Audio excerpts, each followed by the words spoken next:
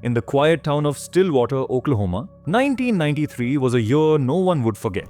On a warm September evening, 22-year-old Emily Harper vanished without a trace. She was last seen leaving her job at a local diner, waving to a coworker. Her car was found parked near a wooded area just outside town. Inside, her keys were still in the ignition, but Emily was gone. The discovery sent a wave of fear through the tight-knit community. Search parties scoured the woods for days, calling her name. Missing posters with Emily's smiling face appeared on every lamppost. Her parents, Tom and Linda Harper, clung to hope despite the silence. The police had few leads, only a single strand of hair found in her car. It wasn't enough to identify a suspect in 1993. Weeks turned into months, and the case grew cold. Stillwater tried to move on, but Emily's absence lingered like a ghost. Detective Mark Sullivan, new to the force in '93, never forgot her case.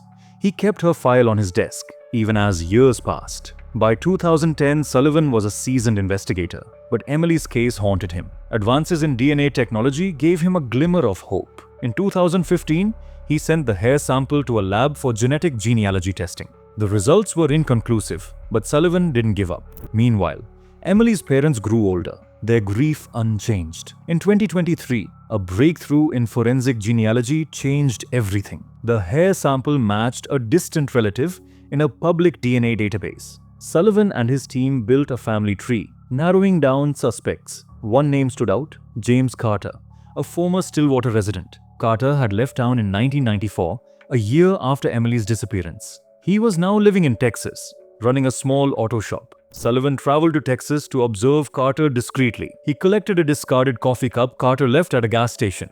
The DNA from the cup was sent to the lab for testing. Days later, Sullivan got the call he'd waited 30 years for. The DNA was a perfect match to the hair in Emily's car. James Carter was arrested on a quiet morning in Texas. He denied knowing Emily, but the evidence was undeniable. During questioning, Carter's story began to unravel. He admitted to following Emily that night in 1993.